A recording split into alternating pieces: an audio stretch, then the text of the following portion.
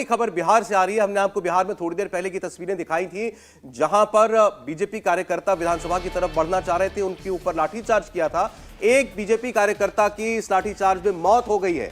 BJP workers विधानसभा की ओर ये मार्च निकाल रहे थे, पुलिस से उनका टकराव हुआ और पुलिस ने बीजेपी कार्यकर्ताओं पर बल प्रयोग किया था। उसकी तस्वीरें आप इस वक्त देख रहे हैं, थोड़ी देर पहले की तस्वीर। अब खबर यह है कि इसमें एक बीजेपी कार्यकर्ता की मृत्यु हो गई है। अब जाहिर तौर पर अब ये बात आगे बढ़ने वाली है, इसमें कोई शक नहीं है। बीजेपी कार्यकर्ता की मौत पुलिस के लाठीचार्ज में, ऐसा अभी तक की जानकारी हमें मिल रही है। और बीजेपी वैसे ही काफी हमलावर है, काफी अग्रेसिव है इस वक्त। नीतीश कुमार को तो घेर ही रहे हैं करप्शन के मुद्दे पर, और तेजस्वी यादव जिन पर चार्जशीट हुई है उनका इस्तीफे की मांग कर रहे हैं। उसी को लेकर हुआ प्रदर्शन और उसमें एक वर्कर की मौत, बीजेपी जाहिर तौर पर अब इस मामले को बहुत आगे ले जाएगी। देवेंद्र।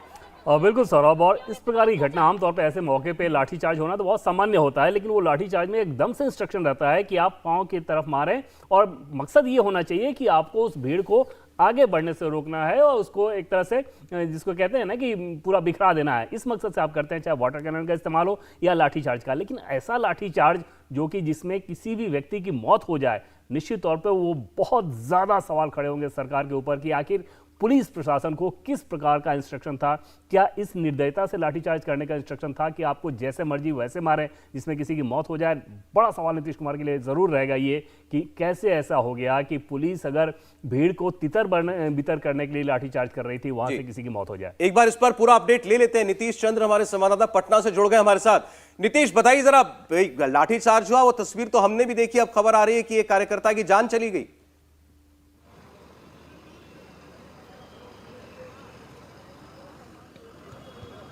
नीतीश तक आवाज हमारी शायद अभी नहीं पहुंच रही है। हर्षवर्धन जी, अब ये मामला कितना बढ़ता देखते हैं आप? नहीं, मुझे लगता है कि हाल के वर्षों में शायद ही कोई ऐसी घटना याद हो कि जिसमें राजनीतिक विरोध प्रदर्शन, चाहे जितना तीखा हो, उसमें पुलिस के लाठीचार्ज में किसी राजनीतिक दल के कार्यकर्ता की जान चली गई हो। और ये नीतीश कुमार की छवि, नीतीश कुमार की सरकार पर भारी पड़ेगा, ये तो बहुत साफ दिख रहा है। लेकिन जरा आप कल्पना करिए, मैं मतलब इस चीज को समझ नहीं पा रहा हूं कि क्या किसी राजनीतिक प्रदर्शन को रोकने के लिए इस तरह के भी बर्बर इंतजाम हो सकते हैं? क्या ये संभव है? और ये कोई बहुत मतलब ऐसी बात नहीं है। आप सामान्य तौर पर देखते हैं कि इस्तीफा दो भाई, अगर चार्जशीट में नाम आ गया, उसके लिए क्या होता है, एक बैरिकेडिंग कर दी, रोक दिया गया, पानी बौछार भी कर दिया गया। किसी भी किस्म का राजनीतिक विरोध हो, अगर वो अहिंसक है और उसमें आप बल प्रयोग करें और किसी की जान चली जाए, ये तो अपने आप में बहुत ही बड़ी और बहुत दुखद बात है। सुशील मोदी जी, बीजेपी के सांसद हमारे साथ इस वक्त जुड़ रहे हैं। सुशील जी, जो हमें जानकारी मिल रही है कि बीजेपी के एक वर्कर की मृत्यु हुई है और इसी प्रदर्शन में जो आपकी पार्टी ने आज निकाला था। देखिए, शांतिपूर्ण प्रदर्शन था, न कोई पथराव था, न कोई पुलिस से टकराहट थी, और पुलिस से परमिशन लेकर हम लोगों ने प्रदर्शन निकाला। लेकिन पुलिस ने जो लाठीचार्ज किया, उसमें एक हमारा कार्यकर्ता बुरी से घायल हो गया, और गिरने के बाद भी उसकी इतनी पिटाई हुई, इसके अस्पताल पहुंचते मौत हो गई। जहानाबाद के जिला महामंत्री थे विजय कुमार सिंह, और उन्हीं की मृत्यु हुई है, और 2 दर्जन से ज्यादा लोग घायल हो गए हैं। तो नीतीश जी, विजय सिंह का यह खून बेकार नहीं जाएगा। जनता इस खून का बदला लेगी शांतिपूर्ण तरीके से। हम अहिंसा और शांति में विश्वास करते हैं। आपने जिस तरह से लाठीचार्ज किया, क्या अपनी बात कहने का हमको अधिकार नहीं है? क्या तेजस्वी यादव इस्तीफा दे, 1 लाख लोगों को नौकरी मिले, क्या ये मांग करने का हमको अधिकार नहीं है? एक राजनीतिक दल के नाते में अपने कर्तव्य का निर्वाह कर रहे थे, और आज इस लाठीचार्ज में कार्यकर्ता की मौत हो गई। अत्यंत दुखद है। हम लोग को गिरफ्तार करके अभी ले जाया जा रहा है। ठीक है, आपको गिरफ्तार करना, बाकी करना ये आपका अधिकार है, लेकिन किसी की मौत हो जाए, इससे ज्यादा दर्दनाक हादसा दूसरा कुछ नहीं है। बहुत दुखद है, बहुत दुखद है। सुशील मोदी जी हमसे बात की, शुक्रिया। आपने बता रहे हैं कि वो उनके एक जिला महामंत्री थे, उनकी मौत हुई है जहानाबाद के। और ये बात बिल्कुल ठीक है कि राजनीतिक विरोध प्रदर्शनों में पुलिस रोकती ही है, और लाठी चली हो ऐसा भी कोई पहली बार नहीं हुआ है। ये भी हम अक्सर देखते हैं और राज्यों में भी ऐसी तस्वीरें देखते हैं। लेकिन ये कहीं हमने नहीं सुना कि ऐसे राजनीतिक प्रदर्शन के अंदर लाठीचार्ज में कभी किसी कार्यकर्ता की मौत हो गई हो। कम से कम अभी हाल फिलहाल में तो कभी ऐसी कोई वारदात नहीं हुई। नीतीश चंद्र जुड़ गए हमारे सहयोगी हमारे साथ। नीतीश, अभी सुशील मोदी बता रहे थे कि उनके वर्कर को लाठी से मारा गया, वो जमीन पर गिर गए तब भी उनकी पिटाई होती रही और इतना भी मौका नहीं मिला लोगों को कि उनको अस्पताल पहुंचा पाते, उससे पहले उनकी जान चली गई।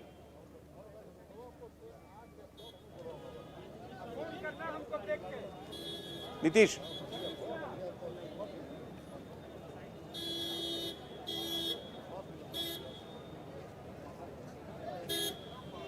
नीतीश नहीं सुन पा रहे हमारी बात। देवेंद्र, अभी आपने सुशील मोदी को भी सुना, वाकई बड़ी दुखद बात तो है, लेकिन थोड़ा यकीन भी नहीं हो रहा इस बात पर कि ऐसी क्या प्रदर्शन के दौरान आप सख्ती करेंगे। वो कह रहे थे हमने कोई नॉर्मल प्रदर्शन था, हम कोई पथराव नहीं कर रहे थे, कहीं कोई टकराहट ऐसी पुलिस के साथ हो रही हो, ऐसा भी नहीं था इस पूरे मामले में। और पूरी तस्वीरों को सौरभ देखें तो उसमें सीधे सीधे दिख रहा है कि कार्यकर्ता भाग रहे हैं। ऐसा नहीं है कि पुलिस के साथ वो जूझ रहे हैं या धक्का मुक्की कर रहे हैं। कम से कम जितनी तस्वीरों को हम अभी तक देख पाए हैं सौरभ, उसमें सीधे नजर आ रहा है कि वो कार्यकर्ता किसी तरह से भाग रहा है, इस लिहाज से कि उसके ऊपर लाठीचार्ज ना हो। और पुलिस जिस प्रकार से लाठियां भाज रही है, समझा जा सकता है कि कैसा इंस्ट्रक्शन रहा होगा, क्योंकि अगर इतना फ्री हैंड से अगर आप लाठी चार्ज करेंगे तो लाजमी तौर पे किसी के सर पे चोट लगेगी, या जैसे ही सर पे चोट लगती है हम सभी जानते हैं कितना खतरनाक वो हो सकता है। बाकी कई सारे प्रदर्शन अगर आप देखेंगे तो पिछले 2-3 सालों में बहुत सारे ऐसे प्रदर्शन हुए हैं जिसमें पुलिस लाठीचार्ज के बहुत गंभीर नतीजे ऐसे देखने को मिले, लेकिन राजनीतिक प्रदर्शन में इस प्रकार की तस्वीर का सामने आना निश्चित तौर पे बहुत सवाल खड़े करता है। और जैसा कि सुशील मोदी बता रहे थे, और किसी भी प्रोटेस्ट में होता भी है कि आप बाकायदा पुलिस को इन्फॉर्म करते हैं, आप बताते हैं कि इस समय इतने सारे लोग, उसमें नंबर्स भी बताना होता है कि इतने सारे लोग यहाँ पे प्रोटेस्ट करने जा रहे हैं। उसके बाद पुलिस से एक सहमति बनती है और बताया जाता है कि यहाँ से यहाँ तक आपको जाना है। उसके बाद पुलिस की बैरिकेडिंग रहेगी, उससे आपके आगे आपको नहीं जाना है। वो तो गिरफ्तारी को भी कह रहे थे, ठीक है आपका अधिकार है, गिरफ्तार कीजिए। और बहुत केसेस में ऐसा होता है कि कार्यकर्ता उत्साह दिखाने के लिए उस बैरिकेडिंग को तोड़ने की कोशिश करते हैं, लेकिन वो सिर्फ और सिर्फ एक नुमाइश के तौर पर होता है। उसमें कभी भी ऐसा नहीं होता कि पुलिस की बैरिकेडिंग को तोड़ के सीधे से एकदम अंदर भाग जाएं या विधानसभा में घुस जाएं। वहां पे इस प्रकार से लाठीचार्ज किया जाना कि जिसमें किसी की मौत हो जाए, जैसा कि नाम के साथ वो बता रहे हैं कि जहानाबाद के उनके जिले के महामंत्री हैं, उनकी अगर मौत हो रही है तो समझा जा सकता है कि पुलिस को निश्चित तौर पे इंस्ट्रक्शन जो दिया जाना चाहिए था वो ठीक नहीं रहा होगा। अब ये देखिए ये वारदात कब हुई है, क्या माहौल बना हुआ है इस वक्त बिहार के अंदर। बीजेपी लगातार हमलावर है और तेजस्वी यादव का इस्तीफा मांग रही है क्योंकि उनके ऊपर करप्शन का इल्जाम लगा है, चार्जशीट हो गई है। विधानसभा के अंदर खूब हंगामा होता है, विधानसभा में कुर्सी टेबल उठाने की नौबत तक आ गई, वो भी तस्वीरों में हमने देखा। और अब आप समझ सकते हैं कि बीजेपी के कार्यकर्ता की अगर मौत हुई है एक प्रदर्शन के दौरान पुलिस की लाठीचार्ज में, तो बीजेपी जो है वो इस मामले को कितना आगे ले जाना चाहेगी, अब कितना वो अग्रेसिव होगी। समीर साहब, देखिए बहुत दुर्भाग्यपूर्ण घटना घटी है बिहार में जिस कार्यकर्ता की मृत्यु हुई है। देखिए प्रशासन हमेशा जब भी लाठीचार्ज का प्रयोग करता है तो बहुत स्पेसिफिक इंस्ट्रक्शन होते हैं कि आपको सिर्फ भीड़ को तितर बितर करना है, किसी भी तरह की कोई बहुत गंभीर चोट किसी को लगे यह ध्यान रखने की बहुत आवश्यकता होती है। लेकिन मुझे लगता है कि जिस हिसाब से लाठीचार्ज किया गया और जिस हिसाब से दिख रहा है, ऊपर से निर्देश साफ होंगे कि इन्हें बुरी तरीके से पीटा जाए, तो मुझे लग रहा है एक विपक्ष में बैठा हुआ दल अगर एक शांतिपूर्ण एक अहिंसक प्रदर्शन कर रहा है तो सत्ता पक्ष को इतना हिंसा करने की जरूरत नहीं थी अहिंसक प्रदर्शन के ऊपर। आप कह रहे हैं आपको लगता है कि इंस्ट्रक्शंस होंगे पुलिस को कि सख्ती करो? बिल्कुल, जिस हिसाब से लाठीचार्ज हुआ और जिस हिसाब से कार्यकर्ता मारा गया है तो निश्चित रूप से एक पुलिस को इंस्ट्रक्शन होंगे कि इन्हें ठीक से अब बचाना जरूरी है। और मुझे लग रहा है जो इतना अहिंसक प्रदर्शन चल रहा था तो सरकार को भी इतना हिंसा का पक्ष लेने की जरूरत नहीं थी कि अपने पुलिस को इतना फ्री हैंड दिया जाए कि वो इस तरीके से मारकाट वहां पर मचाए कि कार्यकर्ता की मौत हो जाए। तो मुझे लग रहा है कि इसका परिणाम नीतीश सरकार को और आरजेडी को भुगतना पड़ेगा, भारतीय जनता पार्टी से बहुत गंभीरता से लेगी। और मुझे लग रहा है आने वाले दिनों में पूरे बिहार में शांतिपूर्वक भारतीय जनता पार्टी इसका विरोध प्रदर्शन करेगी। कि राजनीति में कितना आप अभी टेम्पो बढ़ता देख रहे हैं? नहीं, ये टेम्पो क्या, मुझे तो लगता है कि नीतीश कुमार की ग्रहदशा शायद खराब होगी, इसी वजह से ये इतना क्या कहें, मतलब मैं इसको अभी भी मैं यकीन नहीं कर पा रहा हूं कि कोई राजनीतिक प्रदर्शन में किसी कार्यकर्ता की इस तरह से जान चली जाए।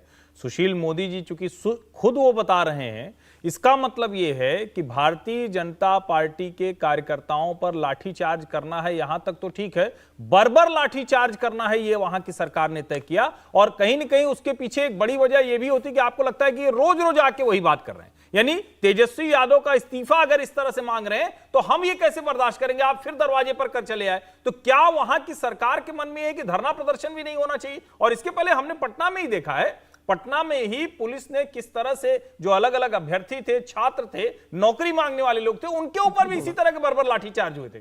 तब भी यही सवाल उठा था कि क्या नीतीश कुमार की संवेदनशीलता कहीं खत्म हो गई है। और तब भी मुझे याद है कि ललन सिंह ने कहा था, क्या पहली बार कोई लाठीचार्ज हो रहा है क्या?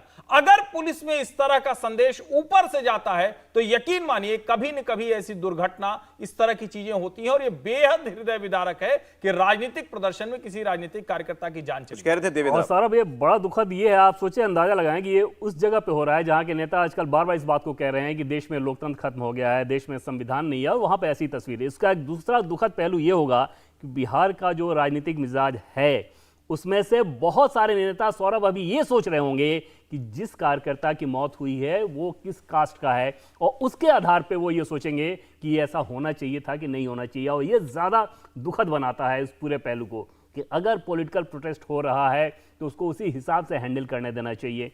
इस प्रकार की तस्वीर सामने आती है तो निश्चित तौर पे सिर्फ और सिर्फ यही कहा जा सकता है कि बेहद शर्मनाक तस्वीर। और जितनी पिक्चर अभी तक हम लोगों ने देखी है उसमें हर तस्वीर में आप यही देख रहे हैं, हर फ्रेम में आप यही देख रहे हैं कि कार्यकर्ता भाग रहे हैं और पुलिस लगातार लाठीचार्ज कर रही है, इस बात की परवाह किए बिना कि किसके सर पे लगे या कहाँ लग रहा है। ये वाकई में बहुत दुखद भी है और निंदनीय भी है, और उम्मीद करते हैं कि इस पर आगे जाकर के सरकार की तरफ से कुछ ना कुछ बताया भी जाएगा या पुलिस की तरफ से कि ऐसा क्या हुआ था। लेकिन बिहार में राजनीतिक तापमान अब खूब बढ़ेगा, हंगामा विवाद खूब होगा, इसमें कोई शक नहीं है। इंडिया टीवी हर वक्त हर जगह डाउनलोड करने के लिए सर्च करें India TV news Google play store या ऐप स्टोर पर।